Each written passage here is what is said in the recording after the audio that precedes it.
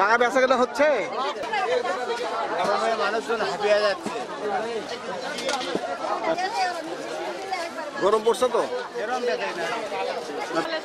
তারপরে স্নান করার জায়গার সমস্যা, জলের সমস্যা, জায়গার সমস্যা, মানুষজন মানে বসে কেউ শান্তি পাচ্ছে না। অতিরিক্ত গরমে একটু গাছের ছায়া বসার যদি একটু জায়গা করে দিত তাহলে সবারই সুবিধা হতো। অনেক ভক্তবিন্দু এখানে, অনেক ভক্তবিন্দুর মানে সমালোচনা, এখানে যদি পাকা করে একটু বসার মতো জায়গা করে দিত সবাই একটু মানে বিশ্রাম নিত, এই আর কি হলে ভালো হতো।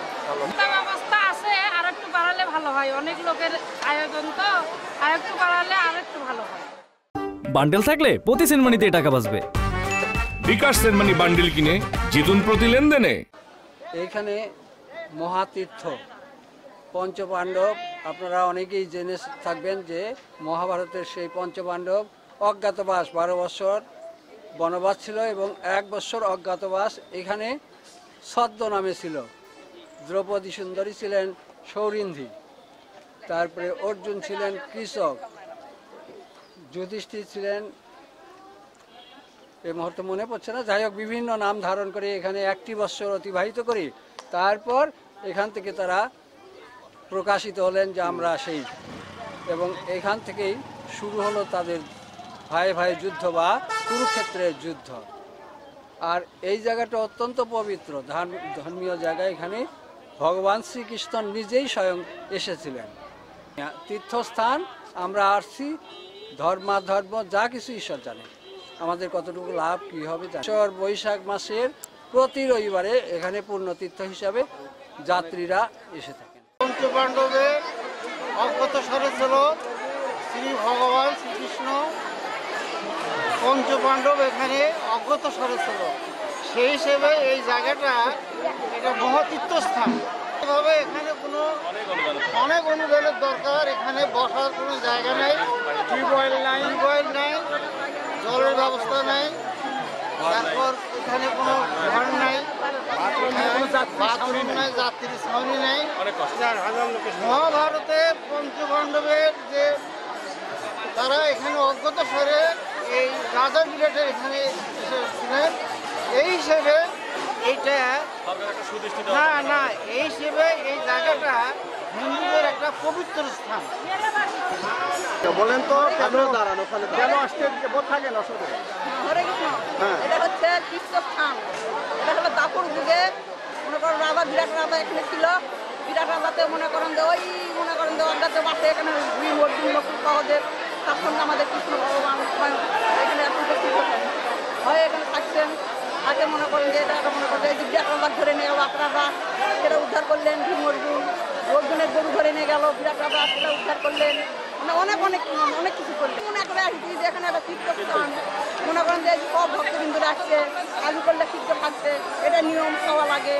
মনে করি এখানে অনেক ভক্তবিন্দুর আগমন হয়, এই জন্য সবাই আসে, কল্যাণ সিদ্ধ খায়, মেলা কিছু করে, দর্শন করে, এগুলা দর্শন করে। এই তো এটাই তো আমাদের এই মাছটা ধর্ম, আমাদের এই মাছটা ধর্ম মাছ, এই মাছটা আমাদের ভালো মাছ। এটাই আমরা নওগাঁ জেলা পত্নীতলা থানা, সেখান থেকে আসছি। এখানে ঐতিহাসিক একটি জায়গা, যে জায়গার গুণে মনে করি এখানে কল্যা আলুর সিদ্ধ খেতে হয়, এবং বৎসরে যে বৈশাখ মাসে যে 4টা বা 5টা রবিবার পড়ে, এই 4টা 5টা রবিবারে সকল জেলা থেকেই হিন্দু সম্প্রদায়ের লোকজন এখানে আসে, ওখানে রান্নাবান্না করে সকলে মিলে আনন্দ করে খাওয়া দাওয়া করে চলে যায়। এটা হলো দাপুর যুগের ঘটনা, এটা মানে কলিরও আগেকার। এটা এখন সংস্কার হচ্ছে। সেই রাজা বিরাট মানে এই যে অর্জুন, ভীম, নকুল, সহদেব, এই সে যারা ছিল এখানে আত্মগোপন করেছিল, বেশ কিছু 1 বছর ছিল ওরা, সেইখান থেকে আসে এখানে 1 বছর আত্মগোপন করেছিল, থাকার পর তারপরে আবার তারা নিজ ইয়েতে চলে যায়। প্রতি বছর বৈশাখ মাস করে কোনোবারে 4টা পায়, কোনোবারে 5টা পায় রবিবার। এই রবিবার করে সকল ভক্তবৃন্দ এখানে আসে, রান্না বান্না করে কল্যা সিদ্ধ আলু সিদ্ধ খাওয়া দাওয়া করে চলে যায়। এটাই হলো এখানকার মাহাত্ম্য বা ঐতিহ্য। নওগাঁ সাপাহার উপজেলা থেকে এসেছি। আমরা এখানে প্রত্যেক বছরে আসি। এখানে মেলা বসে এবং আমাদের এখানে একটা ধর্মীয় ঐতিহ্যবাহী একটা মন্দির আছে। এখানে ভোগ রাগও দেওয়া হয়। মানুষ সবাই করলে আলু সিদ্ধ ভাত রান্না করে খায় এবং অনেক লোকজনের আয়োজন হয়, নাম সংকীর্তন হয়। এখানে অনেক জিনিসপত্রও পাওয়া যায়। আর এখানে মেইনত হচ্ছে যে এখানে হচ্ছে সেই কুরুক্ষেত্রের যুদ্ধের সময় যে পঞ্চপাণ্ডবদের বিতাড়িত করেছিল রাজ্য থেকে, তারা এই বিরাট রাজ্যে এসে আশ্রয় নিয়েছিল। তারা এখানে অজ্ঞাতবাস ছিল 1 বছর। এইটার জন্য আমরা এখানে আরো বেশি আসি। দেখলাম ওখানে যে শিব আছে, ওখানে শিব মন্দির দেখলাম, রাধা মন্দির আছে, ওখানে ভোগ টোক দিলাম, দেখলাম। ওখানে এক জায়গায় ইস্কনের কীর্তন হচ্ছে, তা শুনলাম। আর এক জায়গায় হরিনাম সংকীর্তন হচ্ছে, সেটা শুনলাম। শুনে তারপর খাওয়া দাওয়া করে এখন পাশের কাছে আসছি। হ্যাঁ, আমরা আলু করলা সিদ্ধ এখানে আতপ চাল দিয়ে রান্না করে আমরা খেলাম। এর ঐতিহ্য পূর্বপুরুষ থেকে যাদের আত্মার শান্তি কামনার জন্য, মঙ্গল কামনার জন্য আমরা খাই। কিন্তু প্রতি বৈশাখ মাসে এই অনুষ্ঠানটা হয়। এটা আপনার ওই রাজা বিরাট বলেই এর মেলা।